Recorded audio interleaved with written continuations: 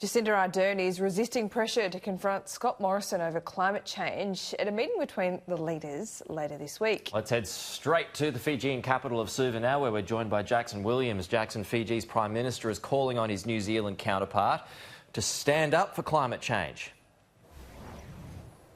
Yeah, absolutely right, Peter. We know that Frank Bainimarama is a champion for greater climate change action. He's also been a vocal critic of Australia and Prime Minister Scott Morrison. Yesterday, following bilateral talks between Frank Bainimarama and Jacinda Ardern, Frank Bainimarama claimed that New Zealand and Fiji are both on the right side of the history will be on the right side of history by wanting to reduce their emissions to net zero by 2050. The Fijian Prime Minister also placed pressure on Jacinda Ardern to demand other nations to take greater action. The request comes just days ahead of Jacinda Ardern meeting Scott Morrison in Sydney, and the New Zealand Prime Minister has made it quite clear that one issue that's very unlikely to be on the agenda: climate change.